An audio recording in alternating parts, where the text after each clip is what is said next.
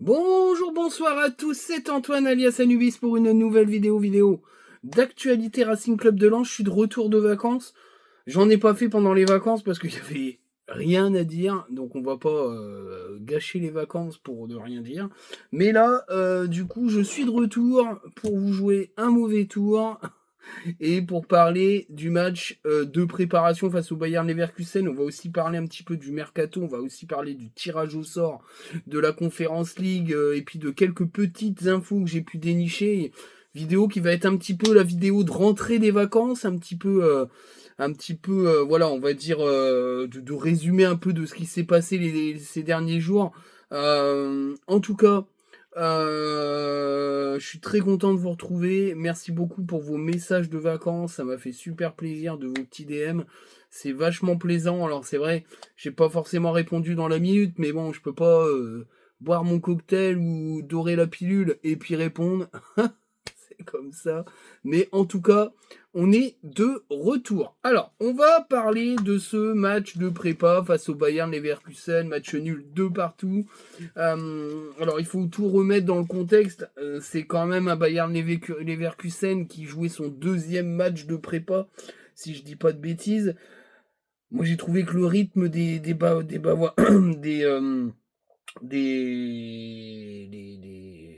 comment qu'on dit, des Leverkusenistes n'était pas mirobolant non plus, même si la compo affichée était presque une compo titulaire. Il en manquait quand même certains. Moi, j'ai trouvé qu'ils avaient quand même joué en train de sénateur, et malgré cela, à chaque fois qu'ils ont accéléré, ils ont marqué. Nous, on a été quand même assez intéressant, mais il faut remettre ça dans le contexte de ce que je viens de dire, hein. C'est-à-dire qu'on affrontait une équipe qui était quand même dans son deuxième match de prépa et qui était largement pas à 100%. Nous, je pense que par contre, on était vraiment au top niveau et que du coup, bah, le level, il est monstrueux. Après, on parle du champion d'Allemagne, il faut quand même tout remettre dans son contexte. En tout cas, moi, ce qui m'a plu dans ce match de prépa, c'est qu'on n'a pas lâché, qui a eu des performances à noter assez intéressantes.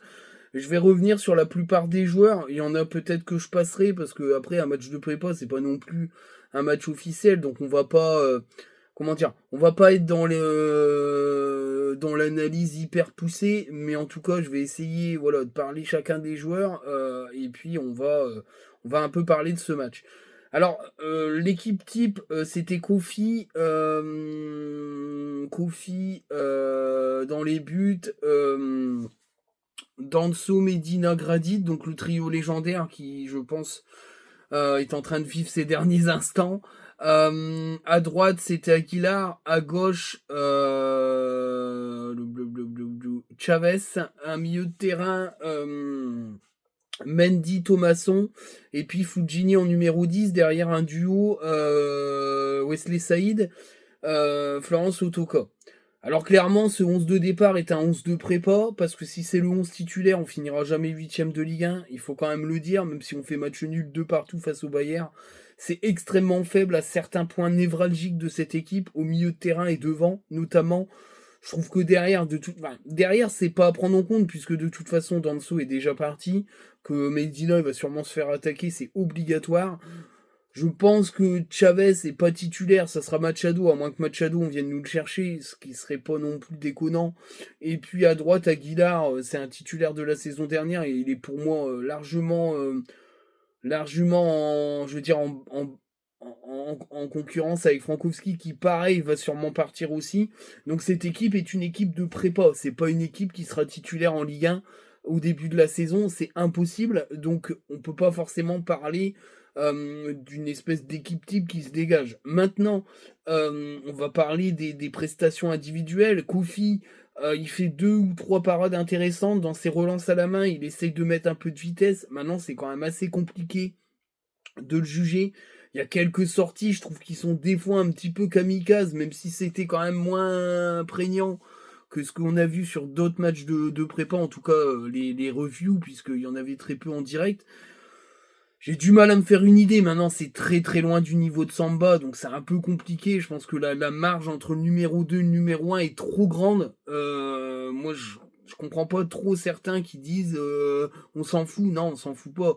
Faut que ton numéro 2 il soit quand même d'un niveau assez pas trop éloigné de ton numéro 1 avec l'optique de jouer la Coupe de France. Et dans ces cas-là, c'est que lui qui la joue. Et pas on met le gardien titulaire parce qu'on a un gros tirage. Enfin bref, moi c'est pas ma vision des choses. Et je pense que le message envoyé aux autres gardiens est quand même assez terrible. Voilà.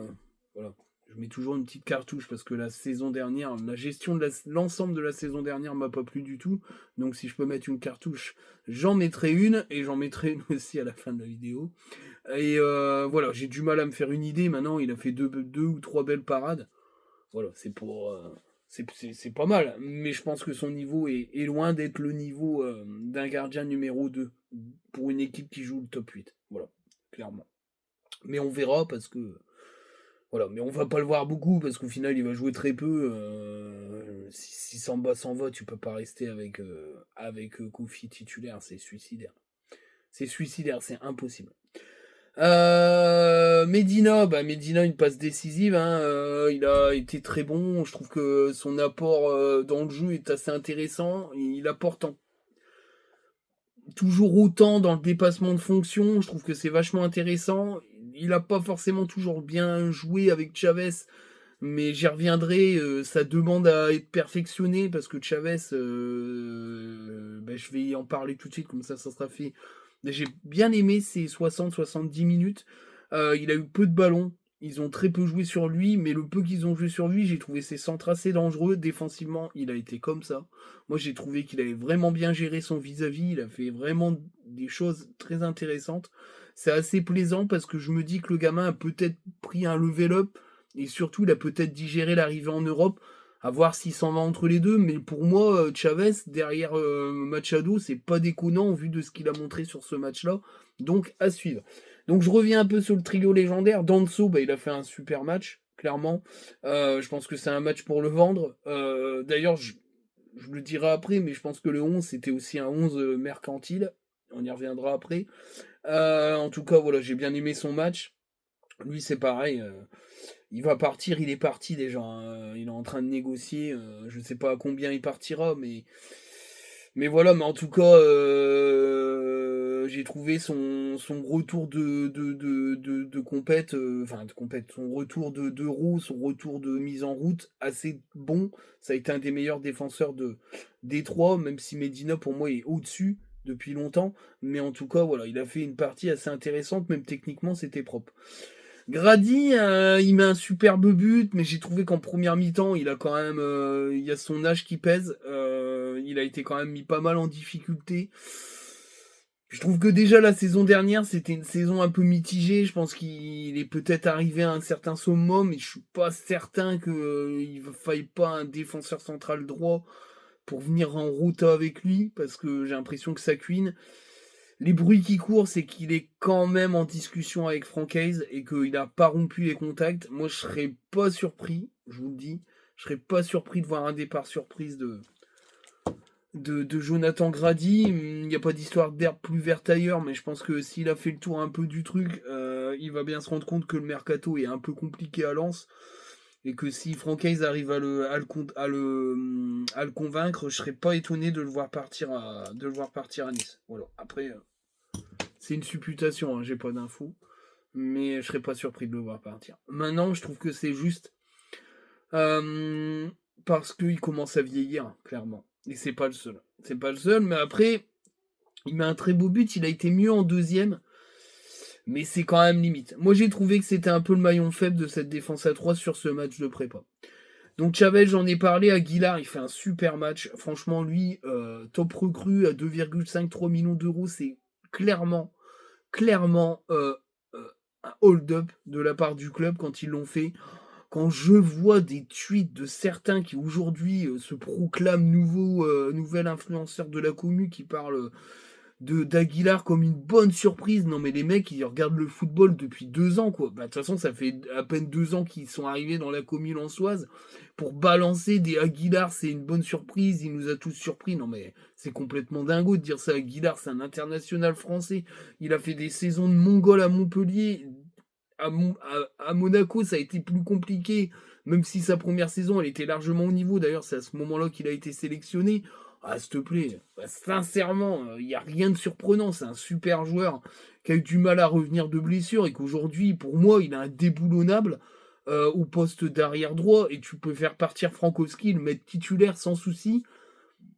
Jimmy Cabot, on sait pas trop où c'est qu'on s'en va parce qu'il était pas là. Alors est-ce qu'il était légèrement blessé? J'en sais rien, mais de toute façon, il faudra recruter un piston droit ou faire avec un jeune.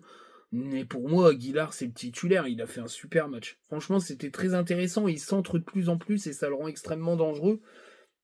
Et même défensivement, enfin, il est hyper complet. Ce poste de piston lui convient à merveille. Mais dire que c'est une surprise, ouais, je comprends pas. Bah bref. Mais bon, après, c'est tout, hein, des cuits de poulpe. Dans la commu, on en a beaucoup en ce moment. Donc les mecs, ils parlent beaucoup, mais ils ont pas de connaissances foot. Aguilar, c'est tout sauf une surprise. C'est un super joueur. Au milieu de terrain, Thomasson, c'est quand même très compliqué. Alors, il court, hein, il jette, il machin. Bon, alors la qualité des passes, c'est ignoble. Le nombre de pertes de balles, c'est complètement what the fuck. Il est pas du tout au niveau. Moi, c'est hyper pas rassurant de l'avoir dans la rota. Je pense que c'est vraiment là pour meubler, comme Guy Lavogui en piston gauche. Sans Nelainaoui et Andy Diouf, il est clairement derrière, mais bon, il est numéro 4, 5, 6, 7, enfin, faut qu'il s'en aille obligatoirement, mais il se voit à Lens, lui. Hein. Les infos que j'ai, c'est qu'il est hyper motivé, il se voit à Lens à mort. Bah, mon gars, non, pas avec ce niveau-là de jeu, va voir un club qui joue le maintien, mais bah, le match est vraiment pas bon, hein, pas bon du tout.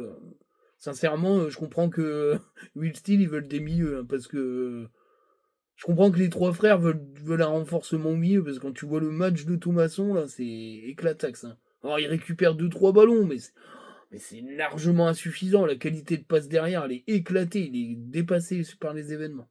Non, Palis Mendy, c'est très intéressant. C'est pareil, il est suivi en Arabie Saoudite, ça va aller très très vite, je pense. Lui, déjà, il voulait pas trop venir à Lens. Il a été convaincu par Franck Hayes parce qu'il sentait pas d'aller dans ce projet-là. Il a fait un an, sincèrement, à part sa fin de saison qui est plutôt intéressante, je trouve qu'il n'a pas été non plus mirobolant, il a été très fragile. Pour moi, c'est pareil, hein, il est titularisé parce qu'il n'y a pas de Diouf et El Ainaoui et surtout parce qu'il faut qu'il soit vendu. Donc voilà, je pense qu'il n'a pas un petit salaire et voilà, mais bon. De toute façon, il va falloir que les joueurs qui sont mis de côté, enfin, ou qui sont mis sur la liste dégagent rapidement parce que faut absolument qu'on recrute parce que là, vu le barrage de Conference League, il va falloir créer une équipe qui tienne la route. Là, c'est pas possible. Enfin, c'est clairement pas possible. Voilà, tu peux pas. Enfin voilà, le duo Nampalis Mendy Thomasson, c'est au milieu de terrain, ça a pris l'eau à mort, hein, clairement. Même si Nampalis Mendy fait un très bon match, il peut pas tout seul tout faire. Voilà. Mais lui, il est en instance de départ. Il y a plusieurs infos qui vont dans ce sens-là, donc voilà. Fulgini en numéro 10, c'est pas une mauvaise idée. Maintenant, Fulgini, il est loin de son niveau. Moi, je suis pas convaincu. C'est pareil, c'est très compliqué. On l'annonce fortement à Angers, qui rêverait de le faire revenir. Est-ce que lui, il est pas dans un délire aussi de retourner à Angers parce que là-bas, il va être accueilli comme un roi et qu'il sera sur des titulaires et peut-être dans un système qui va jouer pour lui. En tout cas, moi, ce que j'en dis, c'est que bah, c'est trop léger. Hein. Clairement, numéro 10. Maintenant, il a pas fait une mauvaise prépa, mais c'est quand même hyper faible. On parle d'une prépa et pas de la Ligue 1. La Ligue 1, c'est pas un championnat en carton. On a vu que depuis un an et demi, il n'a pas été au niveau, clairement. Ça va faire 2 ans qu'il est là. Il sera là depuis le mois de janvier 2025. Ça fera 2 ans. Il a jamais vraiment convaincu, même s'il a fait quelques éclats. Moi, je suis déçu par ce joueur. Et si on peut réussir à le vendre, faut le vendre. Mais on le vendra jamais 7 millions d'euros. Hein. On l'a acheté hyper cher et il a un super salaire. Voilà. Mais je suis pas convaincu, mais en tout cas, je l'ai trouvé un peu plus à l'aise dans un poste de numéro 10, mais c'est loin d'avoir le niveau, quoi. Sotoka, bah. Je suis- c'est- J'ai du mal à le situer, en fait. Parce que franchement, je regarde son match, j'ai pas trouvé qu'il avait été mirobolant. Maintenant, est-ce qu'il est plus à l'aise dans ce rôle-là de deuxième attaquant? Peut-être. Mais voilà, il rayonne beaucoup moins. Il a déjà pas trop rayonné la saison dernière, ou entre sa dernière, entre deux passes décisives, il s'est passé 4 mois. Donc c'est pareil, il est plutôt sur une pente descendante. Maintenant, il jouit d'une aura complètement disproportionné par rapport à une partie du public lensois qui en fait un étendard. Ouais, mais bon, après, il y a le sportif, quoi. Il a 33 ans, je crois. C'est même pas un titulaire.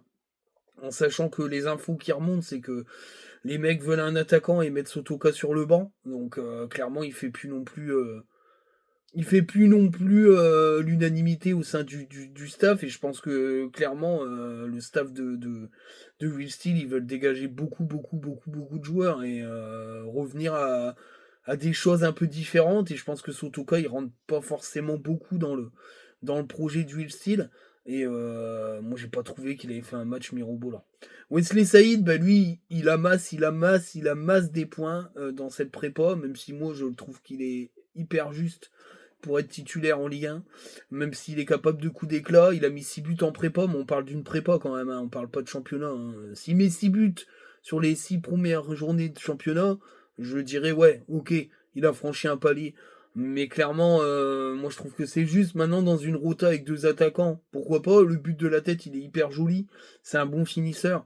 Maintenant, clairement, tu peux pas faire la saison avec Sotoka et Saïd en titulaire. Bah, c'est pas possible, quoi. C'est pas possible. Alors, dans les entrées, l'entrée de Wai est pas mal. Moi, j'ai trouvé qu'il était hyper motive. J'ai beaucoup aimé l'entrée aussi de Rémi Labo-Lascari qui a apporté quelque chose. Pareil pour Pereira da Costa en numéro 10, j'ai trouvé que c'était quand même beaucoup plus technique que Fulgini. Après, je sais pas qui rentre. Je suis en train de chercher qui c'est qui est rentré derrière. Est-ce qu'il y en a un qui est. Bah, Malangsar qui est rentré à la place de. À la place de Medina. Moi, j'ai trouvé qu'il avait fait 20 minutes très intéressantes, assez correctes, dans les interventions défensives, mais aussi dans la relance. Je pense que c'est. Voilà, il n'avait pas joué depuis 510 matchs, je crois. C'est bizarre, enfin bref, il n'a pas joué depuis 1 million d'années. Et j'ai trouvé que, enfin voilà, même lui, dans ses publications sur les réseaux, il était content de son retour. Et j'ai trouvé vraiment que c'était propre. Voilà, après, c'est un Golgoth, hein, clairement. Alors, je sais pas s'il est rapide, mais en tout cas, c'est hyper impressionnant physiquement. Il fait une belle intervention dans la surface où il défend debout, c'était nickel. Les relances ont été plus que correctes. Il a cherché aussi à faire pas mal de verticalité, ce qui est plutôt bien pour un joueur qui n'a pas joué depuis 1000 ans. Et j'ai trouvé qu'il avait vraiment tenté des choses. Ça m'a plu, voilà. Moi, j'ai été plutôt circonspect parce que c'est un mec qui n'a pas joué depuis 1000 ans, mais ça peut être un bon pari en tout cas. Mais c'est vrai que c'était 20 minutes intéressantes. Euh, je suis en train de chercher qui est rentré. Tatati tatata. Spearings, très mauvais. Spearings, très mauvais. Je trouve qu'il a fait une rentrée vraiment bidon. Il a perdu plein de ballons. C'était pas Tété, alors que depuis le début de la prépa, il avait été plutôt pas mal. Mais là, son entrée, elle était clairement pas Tété. Voilà. Je suis en train de chercher qui d'autre est rentré. Aïdara, bah, complètement dépassé par les événements. Clairement pas au niveau, faut qu'il s'en aille complet. Il a été complètement dépassé. C'était vraiment, vraiment, vraiment très inquiétant. Il est incapable de courir, de prendre de la vitesse. Il est incapable de contrôler un ballon. Il est clairement plus au niveau. Il faut qu'il parte, quoi. Dans la rota, ça va être catastrophique. Catastrophique. Enfin, de toute façon, il a plus sa place parce qu'il sera troisième derrière Chavez. Parce que Chavez, qu'il a montré défensivement et offensivement, c'était quand même de bonne facture. Moi, je vois pas comment ce gars-là. Enfin, voilà, quoi. C'est un peu compliqué en vrai. Hein. Je suis en train de chercher. Je sais pas s'il y a des jeunes qui sont rentrés. Bah, c'est Rémi Bolascari. Est-ce que Tom Pouilly est rentré? Je crois que Tom Pouilly est rentré, non? Non, je suis pas sûr. Je me rappelle plus. Enfin bref. Enfin, j'ai fait le tour. En tout cas, c'est un match nul qui fait du bien hein, au niveau moral. J'ai trouvé qu'il y avait pas mal d'animations offensives qui étaient intéressantes. Maintenant, le problème, c'est que c'est trop léger devant et au milieu pour exister. Défensivement, c'est compliqué de juger puisque la défense comme ça n'existera plus. En tout cas, voilà, je pense que c'était aussi clairement une revue d'effectifs mercantile. Je pense que c'était aussi pour montrer des joueurs et pour pouvoir peut-être débloquer des départs. En tout cas, voilà, ce qui m'a plu aussi, c'est que Will Steele était vachement motivé. J'ai aimé aussi le discours de fin de match autour des joueurs. Il a vraiment une méthode qui est différente de ce que on a pu voir la saison dernière. Voilà, le bilan des matchs de prépa est plutôt bien.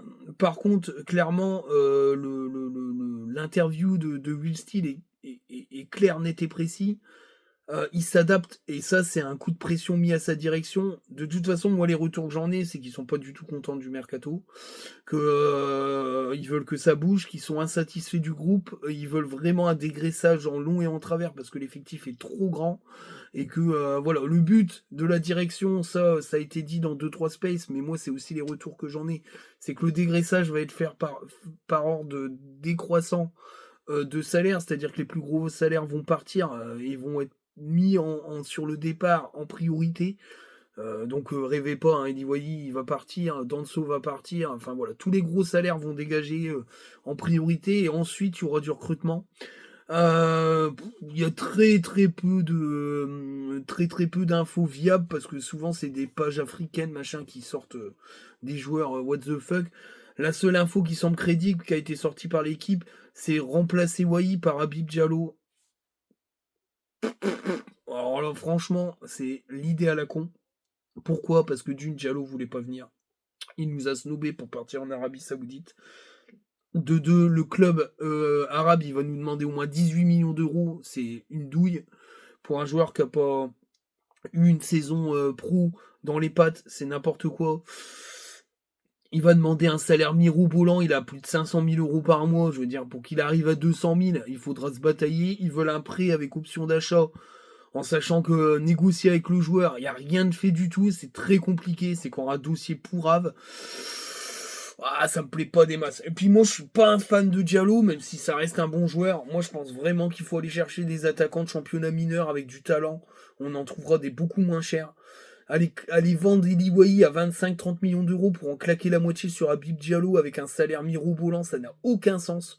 Parce que si le but c'est de faire partir les gros salaires, prendre Habib Diallo, ça n'a pas de sens. Voilà. Donc je suis pas du tout hypé par cette info.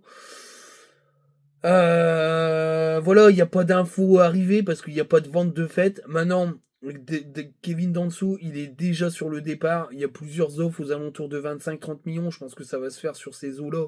Ce qui est plutôt pas mal, on va dire. Même si certains rêvent d'un Danso à 40-45 millions d'euros, faut pas rêver, c'est pas son prix. Hein, surtout qu'il est plus vieux, par exemple, qu'un Lenny Euro. Après, s'il y a un club de première ligue qui arrive avec 40 millions d'euros, bah faut le prendre, hein, clairement. Faut savoir, et ça j'en parle, euh, parce que j'ai eu le retour d'infos de quelqu'un qui est vachement proche de ce joueur. En fait, l'histoire de Kevin Danso, la dernière journée, je suis dégoûté d'entendre ça, parce que il en a pris plein la gueule, mais en même temps, je trouve que sa communication, elle avait été plus que bancale. Je pense qu'il a pas su bien réagir à ce qui s'est passé. En fait, Kevin Danso, il était en discussion avec son sélectionneur qui lui a demandé s'il sentait de jouer le dernier match par rapport à ses gènes musculaires. Kevin Danso lui a dit qu'il avait encore un petit peu de gêne et donc du coup le sélectionneur lui a demandé de voir s'il pouvait négocier un temps de jeu réduit avec Franck Hayes. Ça c'est ce qu'il a explicité à tous ceux qui le suivent, à son équipe restreinte. Voilà, c'est ça le retour que j'ai. Apparemment en allant voir Franck Hayes, il a dit lors de questions tu dégages. Voilà, allez hop.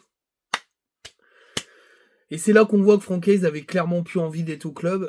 Il a tout fait pour que ça se passe mal, clairement, parce que se séparer de Kevin Danso au moins 50 minutes dans ce match-là, c'est complètement suicidaire. Sincèrement, c'était très compliqué de pouvoir justifier ça. Il a fait une communication pourrave, ça n'a pas plu du tout à la direction. C'est aussi pour ça qu'il s'est fait virer, parce que la direction, elle a appris. Elle a enquêté un peu sur tout ce qui s'était passé en fin de saison, et ça en fait partie. Et voilà, Kevin Danso, il voulait pas le jouer le match, il voulait jouer que 60 minutes, parce qu'il avait peur de se péter, il voulait quand même aider le club. Ce qui s'est passé avec Frankowski, c'est que c'est venu du staff plutôt que du joueur. C'est-à-dire que le staff a dit à Frankowski, écoute, par rapport à ton fatigue, tu vas être sur le banc, tu rentreras s'il y a besoin. Et ça a été décidé par le staff. En fait, Franck Hayes a décidé en fin de saison que c'est lui qui déciderait de tout. Voilà. Et c'est parti en couille complet. Donc voilà, ça c'est l'info qui sort par rapport à Danso, mais à coup pas, hein, parce que j'avais dit que c'était pas clair et j'avais été un peu dur avec le joueur. Mais ce qui ressort, c'est que ça s'est pas passé comme ça du tout. Et le joueur a été vachement perturbé. Il a tellement pris de shitstorm sur les réseaux qu'il a eu du mal à communiquer. Voilà, en tout cas, c'est comme ça que ça s'est passé et plusieurs sources me l'ont confirmé différentes parce que quand ça vient que d'une personne, bon, c'est un peu compliqué, mais là j'ai eu plusieurs sources différentes qui m'ont vraiment confirmé que ça s'est passé comme ça et que ça fait partie des griefs qui ont été émis à l'encontre de Frank Hayes. En tout cas, voilà pour les infos. Alors au niveau des tout ce qui est info mercato, après je reviendrai sur la conférence League. Alors, Eli Wahi, j'ai plusieurs sources différentes qui sont venues vers moi. En fait, la chose, c'est que le club veut vraiment qu'il parte. Voilà, je le dis. Je suis assez deg, mais malheureusement, au niveau salaire, c'est trop cher, trop onéreux. Et ils veulent qu'il parte parce qu'il faut absolument faire du pognon. Et du coup, il faut vraiment dégraisser. Et voilà, le joueur veut pas partir à l'étranger, il veut rester en France. Voilà, c'est un choix personnel. Voilà, l'info c'est ça, c'est qu'il ne partira pas à l'étranger, même s'il y a des clubs anglais qui sont intéressés, il est vraiment pas motivé. Lui, il veut rester en France pour des raisons personnelles, des raisons de carrière aussi personnelle. Il veut rester en France. Voilà, il y a personne qui mettra en Ligue 1 30 millions d'euros pour faire venir ce joueur. À moins que Nice mette la somme, mais personne va claquer cette somme-là pour prendre Eli Wahi. Ça va être très compliqué. Lui, clairement, il est dans un état d'esprit où s'il s'en va pas, il reste, hein, clairement, et puis il fera sa saison. Voilà. Mais il est clairement extrêmement déçu du comportement de la direction, que ce soit l'ancienne direction ou l'actuelle, qui cherche pas à lui faire de cadeaux. Donc, voilà, c'est super. C'est cool. Donc voilà un peu l'info. Voilà. Donc les rumeurs anglaises, à mon avis, à moins qu'il y ait 45 millions de mis sur la table, je suis même pas sûr que le joueur accepte de partir. Voilà. Déjà Chelsea c'est mort, il veut pas être prêté à Strasbourg parce que le Chelsea c'est ce qu'ils veulent. Hein. Ils veulent le recruter, le prêter à Strasbourg. Clairement, il est pas enchanté quoi. À moins qu'il lui claque un gros salaire et qu'il y ait derrière une volonté de Chelsea de le rapatrier. J'ai du mal à y croire. Lui, c'est pas forcément son souhait. Lui, il voudrait aller dans un top club de Ligue 1. Voilà, clairement, c'est ce qu'il souhaite. À suivre, mais c'est quand même très handicapant pour le club. Au niveau des départs, clairement, le club veut se séparer de tous les gros salaires, dont Samba. Samba, apparemment, s'il doit partir, il partira. Lui, son but, c'est Marseille, pas grand-chose d'autre. Marseille, apparemment, irait sur Geronimo Rulli, l'ancien gardien de Montpellier. Je pense que Samba c'est trop cher, clairement, et que le club veut pas s'en séparer pour moins de 15 millions, 18 millions d'euros, d'après les retours que j'en ai. Donc à suivre, à suivre. En tout cas, voilà, c'est pareil, hein, la vidéo se fait là, quand elle est diffusée, il y aura peut-être eu d'autres infos. Hein. Malheureusement, je peux pas diffuser en direct. Enfin, déjà, je peux pas faire des lives parce que j'ai pas le temps, mais du coup, il y a un décalage entre la vidéo et puis la diffusion, donc il y aura peut-être d'autres infos. Moi, je serai peut-être pas sur les réseaux pour voir, donc je vous inviterai à me donner un peu les infos en commentaire. N'hésitez pas. Et voilà un peu les infos. Alors, Thomasson veut rester, Fujini veut rester, Salis Abdoul Samed est clairement mis de côté, lui il va être évacué. Alléluia, qui dégage, clairement. Moi, la préparation qu'il a faite, c'est dégueu. Le comportement qu'il a eu toute la saison, c'est dégueu. Le fait qu'il ait craché sur la gueule de Spearings, même si Spearings, clairement, il a une tête de con et qu'il a très mal réagi, ça a vraiment pas aidé. Allez, Raouz, quoi, Gaillard. Allez, hop, dehors. À noter que Kinavougi a déjà marqué son premier but en prépa avec 5 Paoli. Alors là, ça y est. Là. Ah, sur les réseaux, vous avez vu le virer, il va mettre ses 15 buts. Ouais. Mais qu'il les mette, ses 15 buts. Il n'y a pas de problème. Mais il n'a pas le niveau pour jouer en France. Et les attaquants en Allemagne, je suis désolé, ils marquent beaucoup plus de buts qu'en France parce que les défenses en Allemagne sont moins bonnes. À part les 2-3 titans du championnat allemand, le reste du championnat, on sait que c'est des scores de Mongols et que tous les attaquants, ils explosent là-bas. Donc il mettra ses 15 buts, il n'y a pas de problème, dit Lavogui. Il n'y a pas de souci, il va les mettre ses 15 buts. Tant mieux, tant mieux. Mais quand moi je vois le but, la défense c'est n'importe quoi. Enfin, je veux dire, il n'y a même plus de défenseur, c'est une récupération avec une vieille relance pour Ave. Ok, alors très bien, il est corporate parce qu'il est venu voir le match face au Bayern. On le voit notamment en train de se bouffer un américain merguez. Voilà, le mec est super gentil. Moi, je critique pas le mec en tant que lui, mais il n'a pas le niveau pour jouer à Lens. Et c'est pas parce qu'il a mis un but en prépa que c'est une star. Par contre, celui qui continue de performer depuis qu'il a été prêté, et là maintenant il a été transféré à Midtjylland, c'est clairement Buksok. qui enchaîne les bons matchs avec Midtjylland. Moi, j'en parle avec un mec qui suit les championnats nordiques, il comprend pas comment ce joueur n'a pas eu sa chance la saison dernière. Bah, voilà. Hein, salut les gars. J'espère que tu feras la même merde à Nice parce que tu nous as vraiment foutu dans la merde. Et aujourd'hui, on le paye. On paye toute la merde qu'il a fait pendant une saison. On est en train de la payer là et ça fait très très mal. Hein. Mais bon, voilà. En tout cas, il n'y a plus de nouvelles d'aucune sorte sur tous les joueurs qui étaient suivis avant. Même si le dossier, je sais plus comment il s'appelle, là, Bané, c'est une histoire de visa. Voilà. On va pas attendre que le mec il ait le visa pour le faire recruter. Puis en plus, il va rentrer, enfin, au milieu.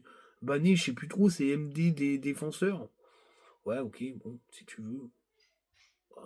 Ouais. Parce que normalement, Sidi Bané, c'est un défenseur central. Donc tu le fais venir à la place de qui? Explique-moi, parce que là, Malang Sarr est arrivé. Je crois qu'il joue à gauche en plus. Je crois que c'est un défenseur gaucher, si je dis pas de conneries.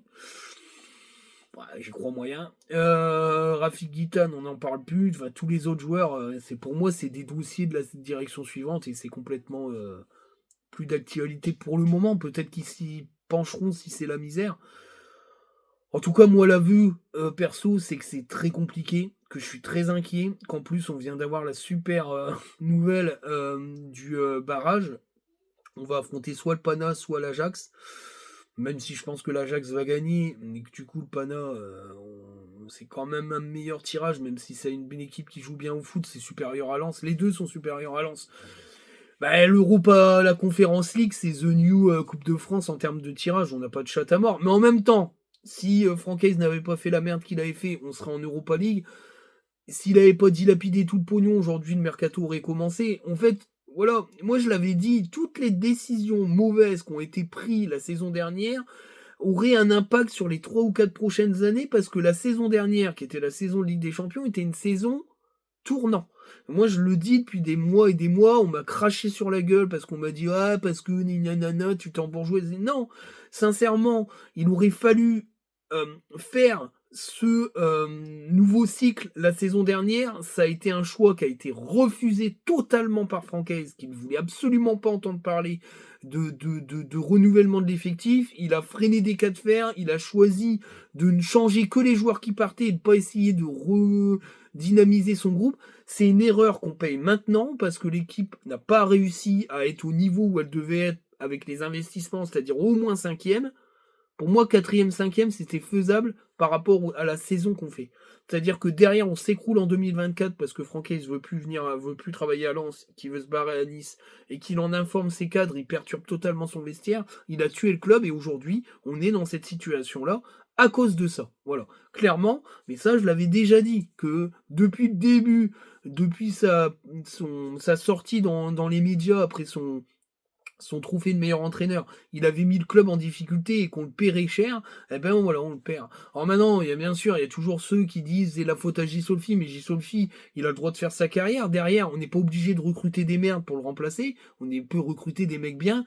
Je suis désolé quand je vois le mercato aujourd'hui de la S Roma, Gisolfi, il bosse super bien, c'est un crack, c'est tout. Il pouvait pas rester au club Milan, mais il fallait bien le remplacer, on ne l'a pas bien remplacé, et ça, c'est à mettre au crédit d'Arnaud Pouille qui a fait de la merde avec Francaise, puisqu'ils ont pris des gars où ils étaient sûrs qu'ils allaient se mettre à poil devant eux en levrette, et que les mecs on bosseraient pas de manière indépendante. Donc bah, ça a fait de la merde. Voilà. Résultat, t'as un Diego Lopez qui aujourd'hui a disparu des radars.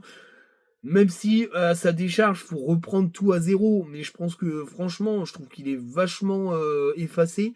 Et Dre aussi, c'est compliqué quoi. C'est compliqué. Après, j'avais des doutes sur Dre aussi. Hein. Même si l'arrivée de Will Steele m'avait hypé à mort, les impatiences de Will Steele sont quand même assez inquiétantes. Et voilà, moi je suis extrêmement inquiet. Je pense si on ne fait pas un recrutement de folie avant le 22 août, on va droit dans le mur. Je pense que s'il n'y a pas de nouvelles recrues de renom qui arrivent avant le match de Leicester, donc je serai très inquiet. Et Habib Diallo, ça en fait pas partie pour moi. Prendre Habib Diallo et perdre Wai, c'est n'importe quoi. Tu prends Habib Diallo pour faire jouer avec Wai, ok. Là, ça a de la gueule. Je dis pas le contraire, Habib Diallo dans une attaque à 2, c'est très intéressant. J'ai jamais dit qu'il était mauvais, après c'est pas ma came personnelle. Ça, c'est question de goût, et on a le droit d'avoir des goûts. Maintenant, si c'est pour remplacer Eli Wai, et c'est le sens de l'article de l'équipe, c'est Nada, c'est mort, ça changera rien, tu auras toujours Sotoka qui joue 4 mois dans l'année. Wesley Saïd, s'il est blessé, il va être blessé tous les 3 mois. C'est trop de risques, il n'y a personne devant, c'est trop léger. Et Rémi Labolascari, il a beau faire de bonnes entrées, c'est très léger, quoi. Et tu peux pas performer en Ligue 1 avec cette équipe. Voilà. Et moi, je suis quand même inquiet. Voilà. Je le dis, ça me fait chier de le dire parce que j'essaye toujours d'avoir du positivisme et d'essayer d'avoir du recul dans une analyse sportive de mon club de cœur. Là, objectivement, ça commence à m'inquiéter. C'est un peu compliqué de trouver des angles positifs, même si la prépa l'est. Quand ton coach s'appelle Louis Steele et qui commence à communiquer sur ce genre de choses de manière assez agacée, ou des petits pics ou des petits coups de pression, c'est pas forcément bon signe. Voilà, clairement. C'est pas forcément bon signe. On essaye de trouver du positif. Alors bien sûr, le positif vient d'ailleurs, hein. Les Jeux Olympiques, c'est clairement une hype complète. C'est vrai aussi que c'est pour ça que j'ai pas forcément fait beaucoup de vidéos parce que j'étais à fond dans les Jeux Olympiques, je le suis toujours. La bonne nouvelle, c'est que la France est en demi-finale des Jeux Olympiques de football en produisant un jeu assez intéressant. On a renvoyé les nazis chez eux.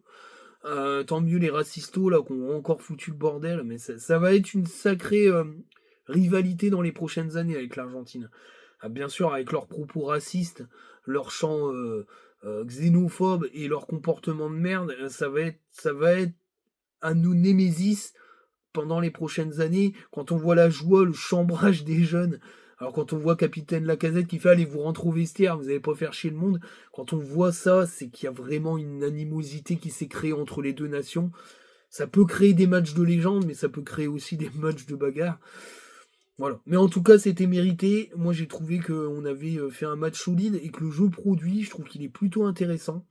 Voilà. Mais alors, Enzo Mio, bien sûr, s'est battu. Il a pris rouge. Je te dis pas, il va se faire défoncé par Thierry Henry. Je pense que Diouf sera titulaire ou au moins sera sur le banc parce que sans Enzo Mio, il fera rentrer avec Liu, je pense, à mon avis, dans le 11 de départ. Et Diouf sera sur le banc. Voilà, ben Diouf va connaître sa compétition internationale, sa première grande compétition internationale, c'est bien pour lui. C'est peut-être pas forcément bien pour le club parce que du coup il fait pas du tout la prépa. Mais enfin bon, la prépa d'équipe de France olympique est de très haut niveau d'après les retours. Moi j'en ai parlé avec un pote qui est kiné, qui travaille avec quelques joueurs qui sont dans l'équipe de foot olympique, un pote de réseau, et il m'a dit voilà, il m'a dit la prépa elle est quand même très très costaud, hein. Franchement, les mecs qui sont revenus d'entre deux de prépa dans leur club, ils étaient affûtés à mort, et il dit pareil, Diouf, je l'ai vu, il a affûté à mort, la prépa elle était costaude quoi. Thierry Henry rigolait pas du tout avec la prépa. Les mecs ils ont pas perdu de retard par rapport à leur club quoi, et ça c'est assez impressionnant pour une prépa de Jeux Olympiques. Donc bah, tant mieux, c'est bien, il faut pas minimiser ça, et je trouve que voilà, Thierry Henry il pose un peu ses valoches dans l'après dans l'après Deschamps. Moi je serais pas surpris que si Deschamps fait une mauvaise début de qualif ou une coupe des confédérations, on se fait torcher le cul par l'Italie et la Belgique, je serais pas étonné de voir Thierry Henry prendre la suite parce que je pense vraiment qu'il y a une lutte d'influence pour pas que Zinedine Zidane reprenne la sélection. En tout cas, Zidane, lui, il attend, hein. Lui, ce qu'il veut, c'est la sélection française. Donc, je pense qu'il attendra son heure. Mais bon, c'est malheureux hein, qu'on n'apprenne pas de nos erreurs quand on fait une partie, quand on fait un euro aussi merdique que ce qu'on a fait. Je suis désolé, on n'attend pas de faire une Coupe du Monde catastrophique pour virer le sélectionneur. Voilà, tu dis à Deschamps merci, au revoir, et puis voilà, tu remets un nouvel élan, et au moins il n'y aura pas d'excuses parce que là, clairement, Deschamps, s'il va nous faire une Coupe du Monde de merde, s'il s'enterre dans ses sélections à 2 balles et faire revenir des mecs d'entre les morts, et puis pas sélectionner les mecs performants pour mettre les fils d'eux qui n'ont pas été bons, donc, c'est compliqué. Voilà, c'est compliqué. En tout cas, voilà pour la première vidéo du retour des vacances. J'espère qu'elle va vous plaire. Je voulais un peu refaire le retour, etc. Tout ça. Je pense que j'ai pas mal pu parler de tout. J'espère qu'elle vous plaira. Voilà. Prochaine vidéo, bah, peut-être dans la semaine s'il y a des actus mercato. Je le souhaite parce qu'il faut absolument que ça accélère. Donc là, au jour où je fais la vidéo, il n'y a pas d'actu, donc on verra bien. J'en ferai une dans 2 ou 3 jours si entre les deux, il y a quelque chose qui est tombé dans la même journée. Et puis, il y aura une vidéo d'après-match, donc face à Leicester en prépa, voilà. Et puis, on enchaînera avec les actualités mercato parce qu'il va y en avoir, faut espérer. Sinon, ça pue du cul. Ciao, salut les amis.